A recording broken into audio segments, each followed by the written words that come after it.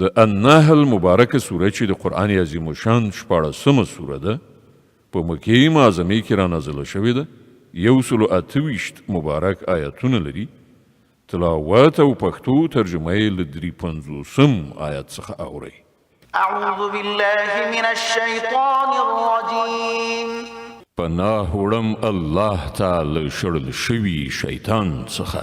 بسم الله الرحمن الرحیم د الله په نوم چې ډیر زیات مهربان پورا رحم لرونکی دی. وما بكم من نعمة فمن الله ثم إذا مسكم الضر فإليه تجأرون. تاسو ته چې هر نعمت در په برخه شوی دی د الله له لوري دی، بیا کله چې پر تاسو کوم سخت وخت راځي نو تاسو په چیغو سره د همغه لوري ته ورځغلی. ثم إذا كشف الضر عنكم إذا فريق منكم بربهم يشركون ليكفروا بما آتيناهم فتمتعوا فسوف تعلمون. خو کله چې الله هغه وخت در باندې تیروي نو ناڅاپه له تاسې نه یوه ډله له خپل رب سره نور د هغه د مهربانۍ په شکریه کې شریکوي تر څو چې د الله د لورینې ناشکري وکړي. ښه ده خوندونه واخلئ ډېر ژر به درته معلومه شي. ويجعلون لما لا يعلمون نصيبا مما رزقناهم تالله لتسألن عما كنتم تفترون. دوی زمونږ له ورکړای شوي روزۍ نه د هغه چا برخه ټاکي چې د هغو له حقیقت نه خبر نه دي. په خدای قسم دی چې هرو مرو له تاسې نه پوښتنه وشي چې دغه دروغ تاسې څنګه غوټه کړي وو. ويجعلون لله البنات سبحانه ولهم ما يشتهون. دوی د خدای لپاره لونی ټاکي سبحان الله او د دوی لپاره هغه څه چې په خپله یې غواړي. وإذا بشر أحدهم بالأنثى ظل وجهه مسودا وهو كظيم. کله چې له دوی نه یو چاته د لور د زیږېدو زیری ورکول کیږي نو مخې تور اوړي او هغه د وینو غوړپ تیروي. يتوارى من القوم من سوء ما بشر به أيمسكه على هون أم يدسه في التراب ألا ساء ما يحكمون. له خلکو څخه پټ ګرځي چې د دغه ناکاره خبر لا اورېدو وروسته به څنګه له چا سره مخامخ شي. فکر کوي چې له شرم سره لور وساتي او که په خاورو کې ومنډي. وګورئ څومره ناوړه حکم دی چې دوی د خدای په باب کوي. للذين لا يؤمنون بالآخرة مثل السوء ولله المثل الأعلى وهو العزيز الحكيم. په ناوړو صفتونو سره د ستایل کېدو وړ خو هغه کسان دي چې په آخرت باور نه لري. پاتې شو الله نو د هغه لپاره خو تر ټولو لوړ صفتونه دي. همغه پر ټولو برلاس او په حکمت کې بشپړه دی. ولو يؤاخذ الله الناس بظلمهم ما ترك عليها من دابة ولكن يؤخرهم إلى أجل مسمى فإذا جاء أجلهم لا يستأخرون ساعة ولا يستقدمون. که چیرته الله خلق د هغو په ظلمونو سمدلاسه نیولی نو د ځمکې پر مخ به هیڅ ساکښ نه و پاتې، خو هغو ټولو ته تر یو ټاکلي وخت پورې مهلت ورکوي. بیا کله چې هغه وخت راځي نو له هغه پوره 1 ساعت هم وړاندې وروسته نشي کېدی. ويجعلون لله ما يكرهون وتصف ألسنتهم الكذب أن لهم الحسنى لا جرم أن لهم النار وأنهم مفرطون. نن دغه خلک هغه څه د الله لپاره ټاکي چې د خپل ځان لپاره بدی شي او د دوی ژبې دا دروغ وایي چې د دوی لپاره ښېګڼه ده. د دوی لپاره خو یوازې یو شی دی او هغه د دوزخ اور دی ارومرو به تر ټولو مخکې دوی په هغه کې وغورځول شي. تالله لقد أرسلنا إلى أمم من قبلك فزين لهم الشيطان أعمالهم فهو وليهم اليوم ولهم عذاب أليم. په خدای قسم ده ای محمد صلی الله علیه وسلم، لتانه مخکې هم مونږ ډیرو قومونو ته پیغمبران لیږلي دي او مخکې هم داسې شوي دي چې شیطان د هغو ناوړه کړه وړه هغو ته ښایسته کړل او هغو د پیغمبرانو خبره ونه منله. همغه شیطان نن د دغو خلکو هم سرپرست شوی دی او دوی د دردناک عذاب وړ ګرځېدلي دي. وما أنزلنا عليك الكتاب إلا لتبين لهم الذي اختلفوا فيه وهدى ورحمة لقوم يؤمنون. مونږ دغه کتاب پر تا له دې کبله نازل کړی دی چې ته هغه اختلافونه دوی ته په حقیقي بڼه روښانه کړي چې دوی پکې اخته شوي دي. دغه کتاب د لارښود او رحمت په توګه نازل شوی دی د هغو خلکو لپاره چې ویې مني. والله أنزل من السماء ماء فأحيا به الأرض بعد موتها إن في ذلك لآية لقوم يسمعون. تاسې په هر ورښت کې وینئ چې الله له اسمانه اوبه ورولي او په ناڅاپي ډول د هغو په برکت یې په مړه ځمکه کې ساه واچوله. په باوري ډول په دې کې د اورېدونکو لپاره یوه نښانه ده. وإن لكم في الأنعام لعبرة نسقيكم مما في بطونه من بين فرث ودم لبنا خالصا سائغا للشاربين. او ستاسې لپاره په څارویو کې هم یو درس شته. د هغو له ګیرې د خوشیو او وینې تر منځه مونږ یو شی پر تاسو څښو، یعنې خالصه شیدې چې د څښونکو لپاره ډېرې خوندورې دي. ومن ثمرات النخيل والأعناب تتخذون منه سكرا ورزقا حسنا إن في ذلك لآية لقوم يعقلون. په همدې ډول موږ د خرماو او انګورو د میوو له شیرو څخه هم یو شی پر تاسې څښو چې تاسې د نشې مواد هم ورڅخه جوړوئ او پاکه روزي هم.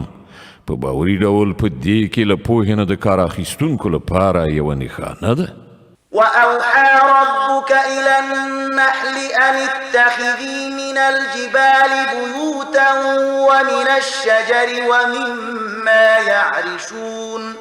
او ګوره ستا رب د شاتو مچۍ ته دا وحي وکړه چې په غرونو کې په ونو کې او په څپرو باندې خیژول شوو نوتو کې خپله ځاله جوړه کړه. ثم كلي من كل الثمرات فاسلكي سبل ربك ذللا يخرج من بطونها شراب مختلف ألوانه فيه شفاء للناس إن في ذلك لآية لقوم يتفكرون.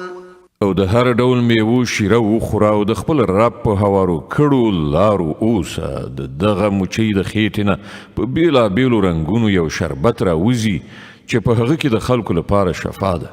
په یقیني ډول په دې کې هم د هغو خلکو لپاره یوه نښانه ده چې غور او فکر کوي. والله خلقكم ثم يتوفاكم ومنكم من يرد إلى أرذل العمر لكي لا يعلم بعد علم شيئا إن الله عليم قدير.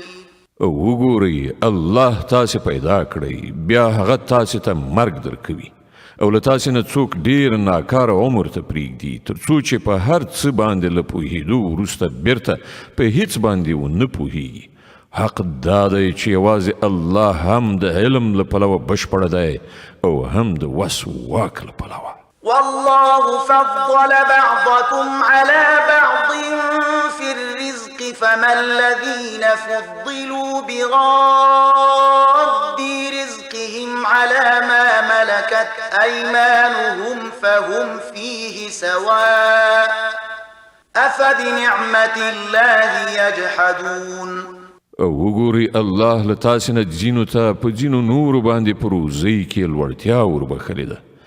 نو کومو کسانو ته چې دغه لوړتیا ورکړای شوې ده هغوی داسې نه دي چې خپله روزي د خپلو غلامانو لوري ته ګرځولې وي تر څو چې دواړه په هغې روزۍ کې برابر برخوال واوسي. نو آیا دوی د الله له پیرزوینې نه منکریږي؟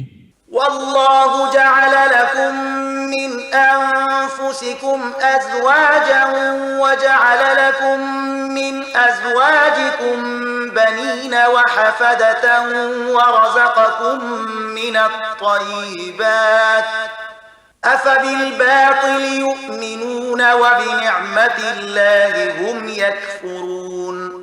او همغه الله دی چې ستاسې لپاره ستاسې له خپل جنس نه میرمنې وګرځولې او همغه له دغو میرمنو نه تاسې ته زامن لمسي درکړي دي او ښه خوراکي مواد در په برخه کړي دي. آیا نو دغه خلک د دې هر څه له لیدلو او پرې پوهېدلو سره هم باطل مني او د الله له پیرزوینې نه انکار کوي؟ ويعبدون من دون الله ما لا يملك لهم رزقا من السماوات والأرض شيئا ولا يستطيعون. او له الله نه پرته د هغو بندګي کوي چې د هغو په لاس کې نه له آسمان نه دوی ته څه روزي ورکول شته نه له ځمکې نه او نه دا کار د هغوی له وسې پوره دی. فلا تضربوا لله الأمثال إن الله يعلم وأنتم لا تعلمون. نو د الله لپاره مثالونه مه جوړوئ، الله پوهیږي تاسې نه پوهیږئ. ضرب الله مثلا عبدا مملوكا لا يقدر على شيء ومن رزقناه منا رزقا حسنا فهو ينفق منه سرا وجهرا هل يستوون الحمد لله بل أكثرهم لا يعلمون. الله یو مثال راوړي، یو خدای غلام چې د بل چا مملوک دی او په خپله څه واک نه لري، بل څوک داسې دی چې هغه ته مونږ له خپل لوري نه غوره روزي ورکړې ده او هغه ورڅخه په ښکاره او پټه ښه لګښت کوي. ووایاست آیا دغه دواړه سره برابر دي؟ ثنا ستاینه الله لره ده، خو زیاتره خلک په دغسې سمې خبرې باندې نه پوهیږي. وضرب الله مثلا رجلين أحدهما أبكم لا يقدر على شيء وهو كل على مولاه أينما يوجهه لا يأتي بخير هل يستوي هو ومن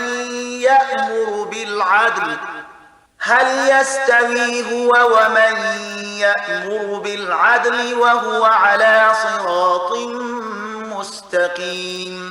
الله یو بل مثال راوړي، دوه سړي دي، یو ګونګ کونډ دی هیڅ کار نشي کولی، پر خپل بادار باندې پیټی دی، هر چیرته چې واستوي کوم ښه کار ورڅخه نه صادریږي. دوهم سړی داسې دی چې په عدالت حکم کوي او په خپله په سمه لاره برابر دی.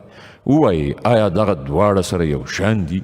ولله غیب السماوات والأرض وما أمر الساعة إلا كلمح البصر أو هو أقرب إن الله على كل شيء قدير. او د ځمکې او اسمانونو د پټو حقایقو علم خو یوازې الله لره دی او د قیامت برپا کېدو معامله به دومره ونه ځنډېږي مګر یوازې دومره چې په هغه کې د انسان باڼه ورپېږي بلکې له دې نه هم یو څه کم. حقیقت دا دی چې الله هر څه کولی شي. والله أخرجكم من بطون أمهاتكم لا تعلمون شيئا وجعل لكم السمع والأبصار والأفئدة لعلكم تشكرون. الله تاسې ستاسې د میندو له ګېډو نه په داسې حالت کې راویستلی چې تاسې په هیڅ نه پوهېدلی هغه تاسې ته غوږونه درکړ، سترګې یې درکړې او باخبره زړونه یې درکړل د دې لپاره چې تاسې شکر ویستونکي شئ. ألم يروا إلى الطير مسخرات في جو السماء ما يمسكهن إلا الله إن في ذلك لآيات لقوم يؤمنون. آیا دغو خلکو کله الوتونکو ته نه دي کتلي چې په آسماني فضا کې په څه شان مسخر دي، یعنې په الوتو راځي؟ دوی له الله نه پرته چا ساتلی دي؟ په دې کې د هغو کسانو لپاره ډېرې نښې نښانې شته چې ایمان راوړي. والله جعل لكم من بيوتكم سكنا وجعل لكم من جلود الأنعام بيوتا تستخفونها يوم ظعنكم ويوم إقامتكم ومن أصوافها وأوبارها وأشعارها أثاثا ومتاعا إلى حين. الله ستاسې لپاره ستاسې کورونه آرام ځایونه وګرځول، هغه د څارویو له پوستکو نه ستاسې لپاره داسې کورونه پیدا کړل چې تاسې هغه د کوچ کولو یعنې حمل نقل او دیره کېدو په دواړو حالتونو کې سپک مومئ. هغه د څارویو له وړیو، اون او ژغنو څخه ستاسې د اغوستلو او فرشولو د استفادې لپاره ډیر شیان پیدا کړل چې د ژوند تر ټاکلې مودې پورې ستاسې په کار راځي. والله جعل لكم مما خلق ظلالا وجعل لكم من الجبال أكنانا وجعل لكم سرابيل تقيكم الحر وسرابيل تقيكم بأسكم كذلك يتم نعمته عليكم لعلكم تسلمون. هغه د خپلو پیدا کړو زیاتره شیانو څخه ستاسې لپاره سیوري برابر کړل، په غرونو کې ستاسې لپاره پناه ځایونه جوړ کړل او تاسې ته یې داسې پوښاکونه در په برخه کړي دي چې تاسې له ګرمۍ نه ساتي او ځینې نور پوښاکونه چې په خپل منځي جګړو کې ستاسې ساتنه کوي.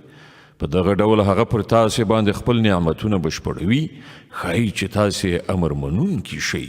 فإن تولوا فإنما عليك البلاغ المبين.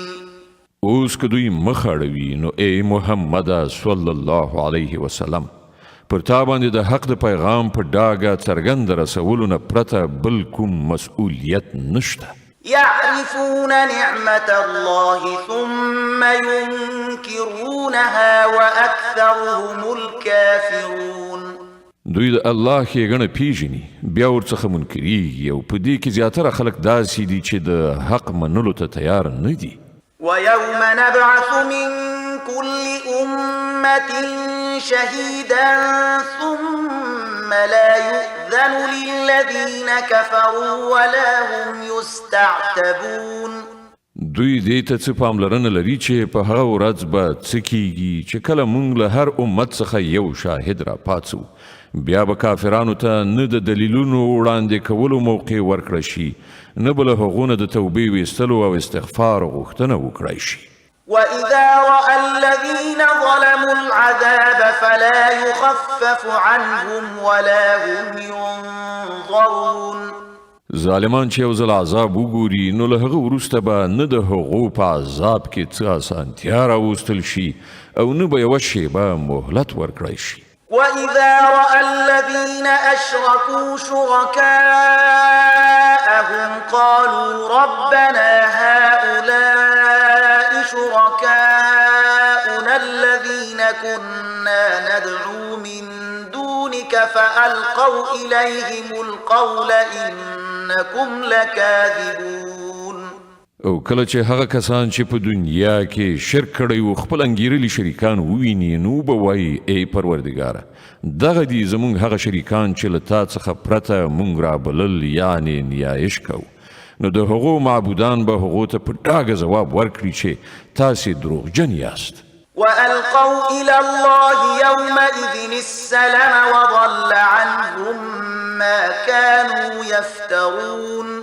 په هغه وخت کې به دوی ټول د الله په وړاندې غاړه کیږدي، تسلیم بشي او د هغو هغه ټول افتراګانې به له منځه لاړې شي چې دوی په دنیا کې کولې. الذين كفروا وصدوا عن سبيل الله زدناهم عذابا فوق العذاب بما كانوا يفسدون. کوم خلکو چې په خپله د کفر لاره غوره کړه او نور د الله له لارې نه واړول، هغو ته به موږ سر په سر عذابونه ورکړو د هغه فساد په بدل کې چې هغوی په دنیا کې برپا کړی. ويوم نبعث في كل أمة شهيدا عليهم من أنفسهم وجئنا بك شهيدا على هؤلاء ونزلنا عليك الكتاب تبيانا لكل شيء وهدى ورحمة وبشرى للمسلمين.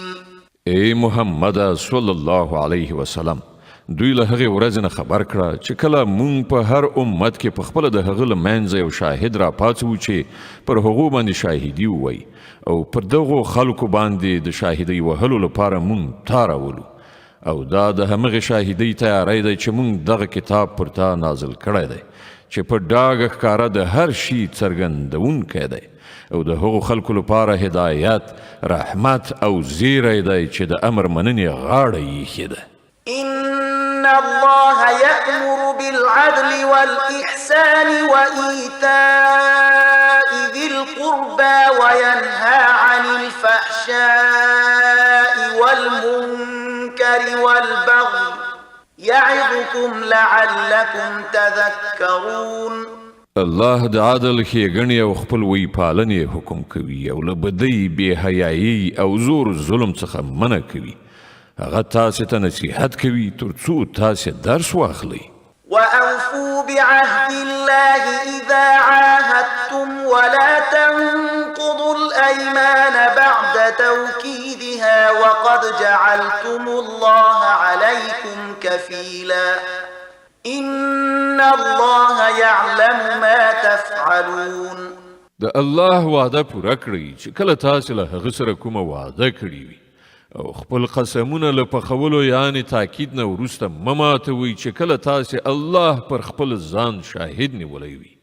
بېشکه چې الله پوهیږي په هغه څه چې تاسو یې کوئ. ولا تكونوا كالتي نقضت غزلها من بعد قوة أنكاثا تتخذون أيمانكم دخلا بينكم أن تكون أمة هي أربى من أمة إنما يبلوكم الله به وليبينن لكم يوم القيامة ما كنتم فيه تختلفون. ستاسې حالت د هغې ښځې په شانې نشي چې هغې په خپل زیار سره د تاروري چکه یې وریښل او بیا یې په خپله هغه اومه او ټوټې ټوټې کړل. تاسې په خپل منځي معاملو کې قسمونه د ټګۍ او غولونې وسیله ګرځولې تر څو چې یو قوم له بل قوم نه زیاته ګټه په لاس راوړي. په داسې حال کې چې الله تعالی د دې ژمنې او تعهد په وسیله تاسې په ازموینه کې اچوي، او هغه به د قیامت په ورځ هرومرو ستاسې د اختلافونو حقیقت درته ښکاره کړي. ولو شاء الله لجعلكم أمة واحدة ولكن يضل من يشاء ويهدي من يشاء ولتسألن عما كنتم تعملون. که د الله اراده دا وای چې په تاسې کې د څه اختلاف نه وي، نو هغه به تاسې ټول یو امت ګرځولی وای، خو د هغه چې چاته اراده وي په ګمراهۍ کې یې غورځوي، او چاته چې اراده وشي سمه لاره ورښي، او هرومرو به ستاسې نه ستاسو د کړو وړو پوښتنه وشي. ولا تتخذوا أيمانكم دخلا بينكم فتزل قدم بعد ثبوتها وتذوقوا السوء بما صددتم عن سبيل الله ولكم عذاب عظيم. او ای مسلمانانو، تاسې خپل قسمونه په خپلو منځو کې یو د بل د غولولو وسیله مه ګرځوئ. چیرته داسې ونه شي چې کوم قدم له ټینګېدو وروسته وښویېږي او تاسې د دې جرم په مجازات کې چې خلک مو د الله له لارې نه منع کړل ناوړه نتیجه وګورئ او سخته سزا وګالئ. ولا تشتروا بعهد الله ثمنا قليلا إنما عند الله هو خير لكم إن كنتم تعلمون. د الله وعده د لږ غوندې ګټې په بدل کې مه پلورئ. څه چې د الله سره دي هغه ډېر بهتره دي که پوهیږئ. ما عندكم ينفد وما عند الله باق ولنجزين الذين صبروا أجرهم بأحسن ما كانوا يعملون. څه چې له تاسې سره دي هغه مصرف کیدونکي دي او څه چې له الله سره دي همغه باقي پاتې کیدونکي دي او مونږ به هرومرو له صبر نه کار اخیستونکو ته د هغو اجر د هغه د ډېرو غوره عملونو سره سم کړو. من عمل صالحا من ذكر أو أنثى وهو مؤمن فلنحيينه حياة طيبة ولنجزينهم أجرهم بأحسن ما كانوا يعملون.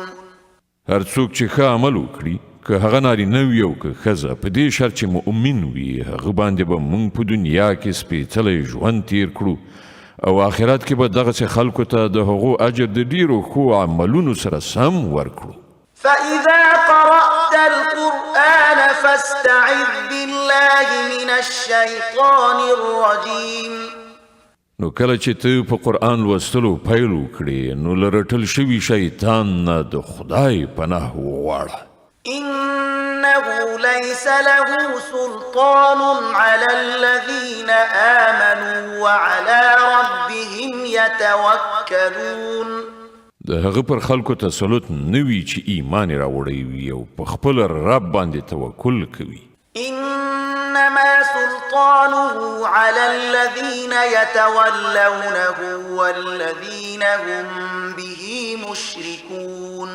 د هغه زور خو پر همغو خلکو رسیږي چې هغه خپل سرپرست ګرځوي او د هغه په لمسونه شرک کوي. صدق الله العظيم. الله ستر رښتیا ویونکی دی.